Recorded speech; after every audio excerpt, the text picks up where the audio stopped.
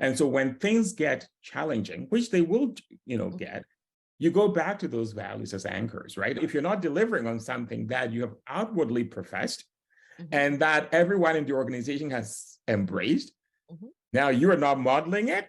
How can that be, right? I think it's important to anchor these things in core values that are shared and that we're held accountable for. Correct. So in the way I conceptualize this conversation around inclusive leadership, or my thought process around it, is I look at it at the individual level, which you touched on already, the leader who is leading that leader, the organization, and the systems that support the organization. So if you think about an organization like yours, for instance, the leader that reports to you, but outside of you, the institution that you represent. And so the government and other stakeholders externally that have an impact on that, looking at how inclusive leadership operates at each of those levels. And how do you speak to the connection and the flow at all of those levels of inclusion? Right. And I think, thanks for raising that question, because I think it's important that we have these things articulated at different levels of resolution, each of which reinforces the other level, right? And so when I talked earlier about leadership, it's not just who is at the top, but you're seeing it exhibited across the whole organization. And what that means then is that in spaces that the leader at the top does not go in, this is playing out, right? I can't humanly be, it's not humanly possible for me to be in all these places. And so who are the folks who are carrying the same mantle, sharing the same message, pursuing the same accountability mechanisms, and holding each other, to account for the things that we've committed to? And it's easy, when you don't have consequences for these things, right? So that is where your point about different levels comes in. So in the university sector, when we worked on the Scarborough Charter, it was important for us that this is not just the responsibility of, say, a chair, right? So I'll use the structures in organizations that I know best. And so you've got a chair of a department. That chair reports to a dean. The dean reports to the vice president or a provost, and on to the president and to the board. So each of these levels has a responsibility to play their role, and each person in a department, whether it's a faculty member, a staff member, a student, we all have a collective responsibility to the same thing. And so student unions are not outside of this. Faculty associations have a responsibility to the same thing. So each of these have structures, and their membership have a responsibility in this space as well. And so if we have, I talk generally in this context, and I'm glad you bring this up, because I talk about it in terms of vertical accountability and horizontal accountability, right? And that vertical accountability is you've got a board of governors that says to the president, this is your charge. And at the end of the year, or at whatever intervals, we'll call you to account for how you are demonstrating this. The president knows that this is an expectation of their role, and they'll be held accountable. Their performance is based on that. It has value. It's not just something that is said, right? And because, as people say, if you cannot put value on it, nobody really, values it, right? And so that is important, that in the chain of command, that this is both vertical, it's both upward and downward accountability, right? Because everyone going up should be able to demonstrate that, and it should flow the other way. But let's not forget about the peers, because we tend to talk about leaders only in terms of that hierarchical structure. But leadership is also horizontal. So your peer, if you're a director, your next director, are we holding one another accountable? So it has to be one where if you have all these pieces working together, then it can in fact create a very rigorous accountability mechanism that would hold the glue that you talk about intact, right? So that would be the way I look at it. There's not just one person in there. Otherwise, when that glue snaps and the whole thing comes cascading, but we have to be able to dovetail with one another in a way that is mutually reinforcing. That's such a great learning right there for me. Thank you very much for sharing that. And I have something that I wanted to flag up or have a conversation with you on. It's in my work with leaders, and I'm working with leaders almost daily, working on building leadership skills. I literally use inclusive leadership as an equation, and I talk about leadership there's leadership plus this inclusion that brings us to a place around inclusive leadership. And what I find is that a lot of leaders are struggling with baseline leadership skills. Mm-hmm. We haven't even gotten to the conversation around inclusive leadership yet. Mm-hmm. We're just talking about baseline leadership skills, like just managing a team on a daily basis. And they're inundated and overwhelmed with just producing their work, moving the widgets that they have to move, managing the people around them, reporting and doing all the other things. And they don't even get that yet. And Mm-hmm. now we're asking them, okay, we need to step this up and start talking about creating a culture of inclusion. Right. How do you support that leader? How do we move that leader from where they are right now, struggling, feeling loaded and overwhelmed, to let's move you forward to this place? And I think that false binary is exactly where the problem starts, right? Mm. I think that every leader should imbibe and reflect inclusion as part of that. It should be a fundamental part of what leadership is about. So that this is not an add-on. This is not, oh, I'm doing my day job, now I've got to add this. No, it has, so that if we're finding leaders who are seeing this as an add-on, that is just failure of leadership right there. And this is where maybe right from the beginning, from how we train people, from our institutions beginning to have this be an intrinsic part of what we do. Mm-hmm. And so when we talk about is, the point you make is similar to questions around inclusive excellence, where people would say, you know what, let's focus on excellence first, and then we can talk this inclusive business, right? As though there were two different things. My way of looking at it is that these are really intrinsically intertwined, mutually reinforcing concepts that should not be broken apart, but in fact, should be alloyed together in a way that drives this. So my response to a situation where people say, like, I haven't got the basics yet. Well, part of your basics is being inclusive. And right there and then, if that is not there, then we've got to work on that as part of your leadership culture, leadership training, because that false dichotomy or false binary about you do this, and then when this is done, we can do this other piece. And I say to people, questions around equity, rights, and so on cannot be parceled out, right? You can say, okay, you give this little piece of equity, it's a very totalizing concept. You've either got it or not got it. And I think it's the same thing about leadership, that we should begin to look at leadership as manifesting this as a fundamental core of what it is that makes a good leader. That would be, the way I look at it. So I would say, if we have that deficit, and we have it, but let's go back and not talk of basics that are disconnected from the question of inclusion. I am so delighted that is the approach you took with that. That's so amazing, because when we look at what the challenges that a lot of the leaders are having, it's actually a lack of inclusion. Mm-hmm. I recently talked about bias consciousness as a leader with a group of leaders, and I invited them to share stories. It was a great closed conversation. And afterwards, some leaders were saying, oh, I realized that I've been biased. Everyone that I've promoted has come out of the sales department. I realize that there are certain words that if someone said it in an interview, I will never bring them in. I realize that all the people in my department do actually look like me and are actually from where I come from.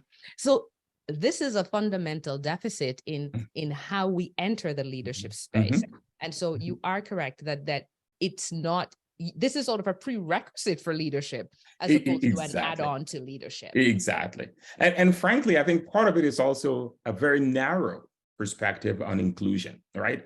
Because people look at the visible markers of identity and then, reduce it. But if it's a mindset that has an openness to different perspectives, understanding different experiences, different ways of knowing, understanding that excellence does not come in one particular kind of suit or jacket, that excellence comes in different forms. And part of our challenge is to be able to think outside of our mold and recognize that, maybe the way somebody manifests their excellence is not this, but at the end of the day, do they bring to the table what is needed in this organization to move it forward? And it might not be the way they look. It might not be the way they express themselves. It's about the competency that they bring. And those competencies don't always come in one form. And I think that is part of our challenge, that we've been told that excellence looks like this. And we haven't really been able to think outside of that, to know that excellence, in fact, comes in multiple forms. And if we can embrace the multiplicity of excellence, oh my goodness, how much richer can we be, right? So there you go. This is actually, you've touched on one of the points that I was going to raise with you, and it's coming back to that narrow definition of inclusive leadership. In fact, for some people, inclusive leadership is synonymous with racism or bias or some of the other terms, and we bring inclusive leadership into a very narrow space. How do you speak to professionals, leaders who hear the term inclusive leadership, and it's almost a trigger term? It almost makes them go, ooh, you know what? I just want to safeguard myself from that term. And so how do we support leaders to be a little bit more open to a broader understanding of inclusive in leadership, to understand that this is a concept that includes all of us and all things that we need to be mindful of as leaders? How do we invite them to engage in the conversation on inclusive leadership without that narrow understanding of what has been perpetrated really, and what has been spread around and misused in terms of this inclusive leadership, sort of one of these very popular concepts that's misused and fuzzy and hazy, and no one really understands what it is, and it gets reduced to, it's about certain equity-seeking groups, it's about certain visible groups or so on. How do you address that challenge that we have with the concept itself? And so I think, and in fact, I've been in situations where people feel they're excluded because you're talking about inclusion, because there's that narrow perception, right? So, there are colleagues who feel that the rhetoric around inclusion necessarily means that they're not part of it. And I think that the danger with having a very narrow definition is that we begin to perpetrate the very things that we're trying to correct through inclusion and inclusive leadership. So I think, the way I look at this is say, are we all, and one of the terms that, I've put out that it's commonly used now is about equity deserving, right? And I start from that place to say, are we all deserving of being listened to? Are we deserving of being in these spaces? Is that deserving role only for particular people, or is it for everybody else? And if you're starting from a position and saying our common humanity requires that we all deserve the basic rights of being a person, then your ideas, your experiences, your thoughts are no less than just because you don't fit a particular mold. And then it begins to move away from your phenotypical piece, which is one element of it, to your life experiences, your lived experiences, your thoughts, right? Your ideas, because we're not all homogeneous individual, people. We have different ideas and so on. And so having that broader understanding of this and allows people to be able to then situate themselves in other people's context. So if, for example, this, I'm excluded because of my ideas and my thoughts, I may be more empathetic when somebody is excluded for some other reason, because I can feel what it's like not to be part of that. So being able to extend the broader meaning into our mindset, I think elicits in us a certain understanding of others that we may otherwise not be able to do. And that allows us to draw into that fold a broader range of individuals and groups that we otherwise have done. Otherwise, it becomes a really, dangerous space to be in, because there are people who may not be visibly identified as belonging to a particular group.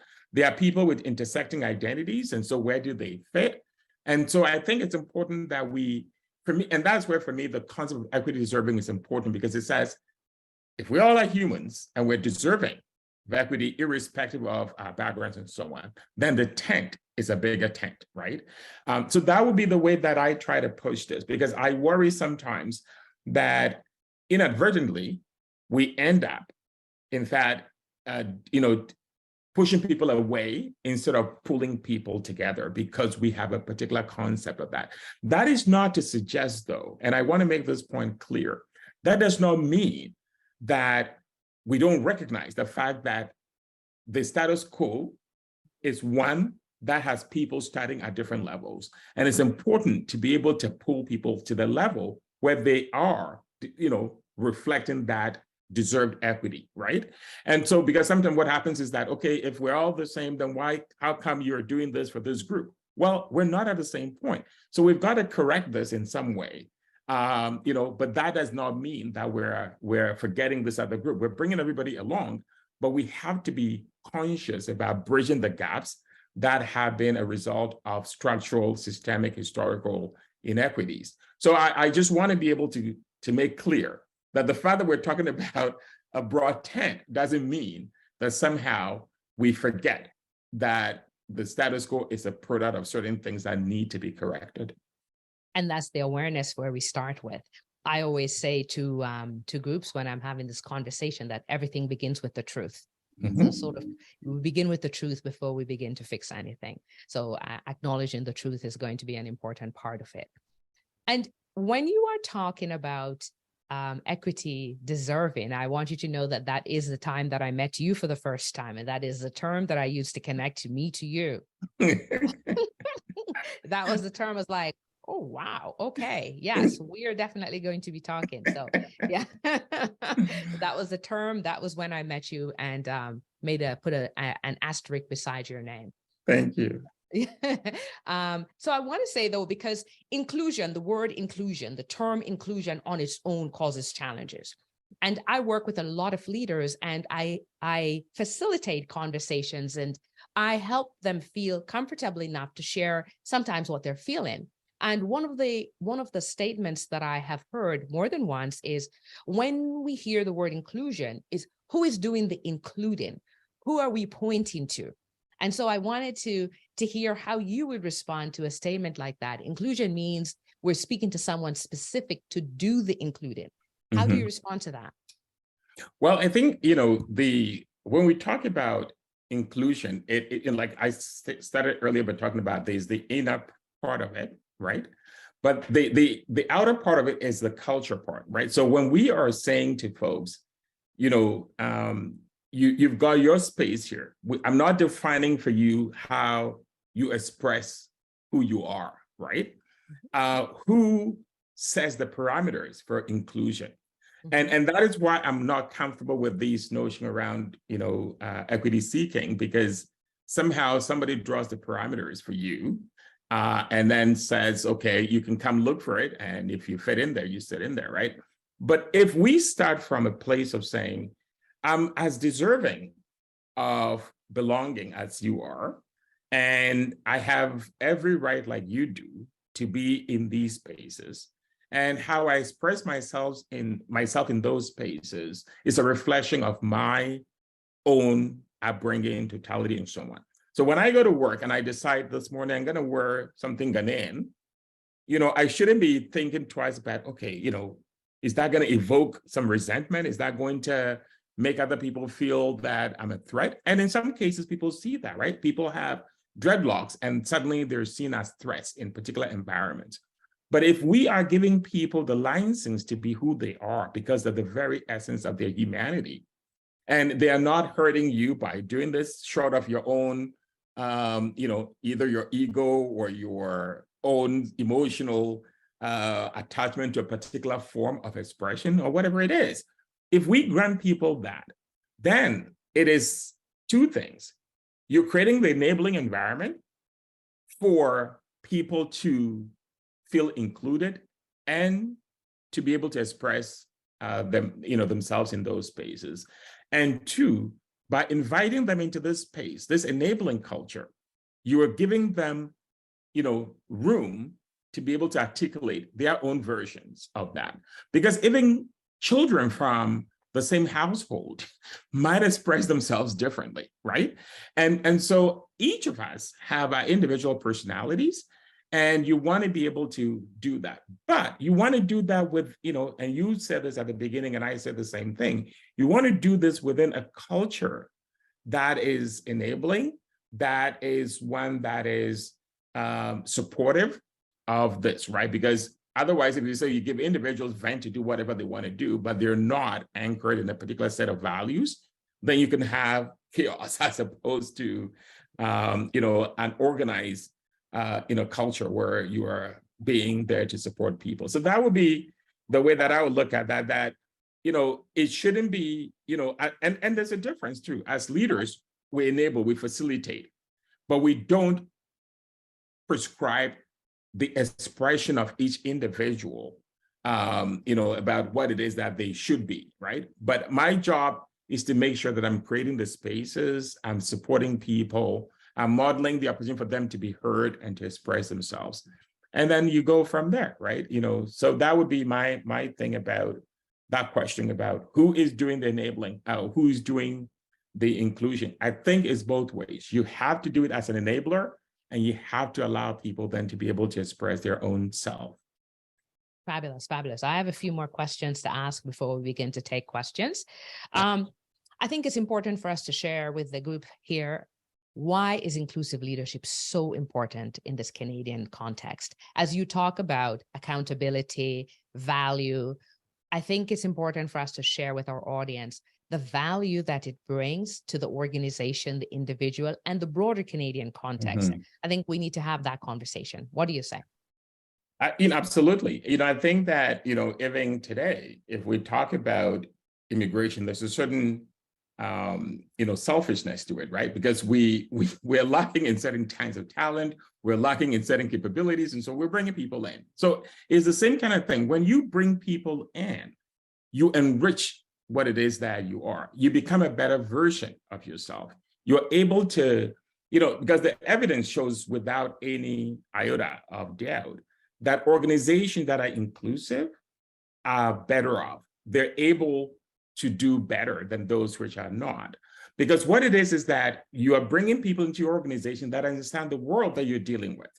And so you're drawing on their wealth of experience, understanding of that world, and so on. So when you go back into that world, you know all the nuances, you know how to engage, you know how to be able to elicit support for what it is that you do, right? Whether it's a product, is a service, or whatever it is, you are able to understand that world and bring people into that fold. It also means that you're speaking to them in ways that get to their, the core of who they are, because you understand them, right? So communication is a huge part of how we interact in society. And so in Canada, we pride ourselves being a pluralistic society, a multicultural society, all of those things, a mosaic and so on. The fundamental part of those things is about the enriching interactions that happen, not just, only during Caribana or during Pride Week or whatever it is, right? But it is about how those things get expressed in all aspects of our lives. We are in a globalized world, and if Canadians representing that world are engaged in that world, you have a rich community of people who are able to engage that world in a way that is, uplifting, supportive, enhancing of who we are as a country. The same thing with organizations. If you're looking at, say, in my area, where you're looking at curriculum, if you only have one understanding of the world, and yet you're turning students out to go into the world with that a parochial vision of that world, they would not be able to adapt and to do well in that world. Whereas if you have an organization, and this is where we pride ourselves at UTSC, and you would have experienced this, it's like the world in this space, right?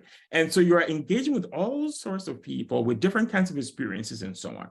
That also makes you empathetic, because you realize that there's some of your peers who may not be of great means, not because, they're not hardworking, as sometimes is the want of people to say, but they're probably the most hardworking people, but the structural impediments get in their way. It makes you a much, much empathetic, understanding leader. Because when you see somebody in that situation, your first instinct is not to say, oh, not hardworking. You remember that colleague of yours who was darn hardworking, but couldn't. And those things allow you to get to better policy, because it allows you to be more responsive, and in fact, allows you to be a better society. And those are the things that are not always tangible, but are critical to the enriching lives that we have as Canadians, as organizations, and so on. So for me, any organization that is able to create room to draw on the assets, gains, any organization that shuts the door to potential assets is obviously doing itself in, because you are denying yourself the opportunity to be able to draw on this rich tapestry of talent, knowledge, experiences that could otherwise make your organization better. And that's such a great thought process, and even in terms of the mosaic that you have at UTSC. And I think we think about us as Canadians being able to be better able to interact in a global world. But I think also one of the things that we benefit from is the world looking at us and seeing themselves in us. Exactly. Yes. Exactly. I remember studying in London, and I came from Canada to study in London, but I was floored at how positive people thought about us as Canadians, how they thought about the journey that we're on towards inclusion. And although we haven't arrived yet, the world outside is seeing the inroads that we're making, the effort that we're making, the level of inclusion that already exists, and feel hopeful that we may be able to lead the world and be the example for something like this. It's the reason people choose to come here with all our flaws, right? But still, your point about a journey, and that's what I made the point earlier about, we all start at different stages of this process, but bringing each other along on a journey to an end point that we all aspire to, it's important. There's always going to be movement forward, right? We never arrive, because we have no idea about what the ultimate excellent destination looks like.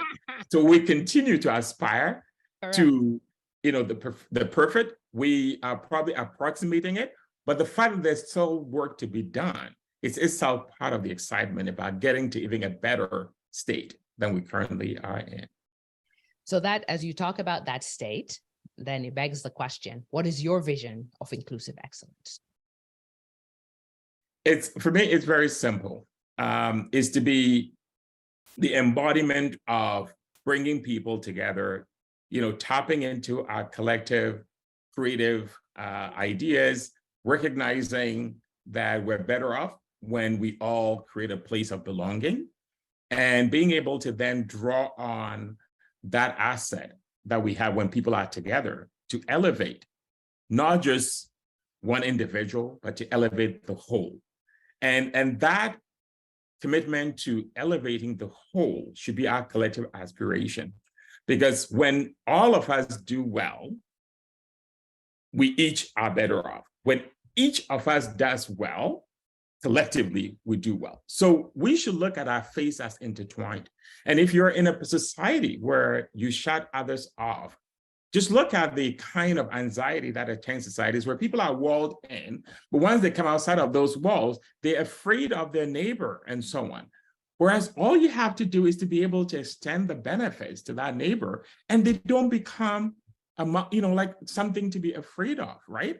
And so if you want to sleep well and not worry about who is going to climb over that fence, well, just do good by all of us. And if you do good by all of us, you should be able to sleep well and soundly, right? So, but by denying others, you are in fact denying yourself, the benefits of being able to move around freely, not fearful because somebody doesn't have and may take away from me. No, you can in fact be in a better place emotionally, psychologically, and in fact, physiologically, if you do good by others. And I always say to folks that when you are able to enhance rights for one group, it extends to all others, right? When the civil rights movement happened, unfortunately, a lot of Black folks still are behind, but the benefits of those civil rights struggles have inured to the benefit of a lot of other people who are not necessarily part of that struggle. And so let's all put our hands together and be champions for inclusion. When we do, we'll all come out better off than not. That is fantastic. That almost sounds like the note on which we should end, except I have one final question for you. Knowing that inclusive leadership benefits us all, and that the goal is for all of us to belong and enhance all of us. But yet we know that not everyone is comfortable, even with the concept of inclusive leadership, with dealing with the change or the reorganization of the status quo.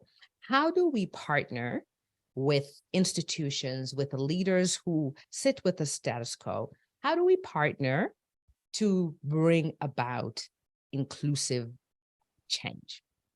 We continue this conversation next week and look forward to having you back as we continue our discussion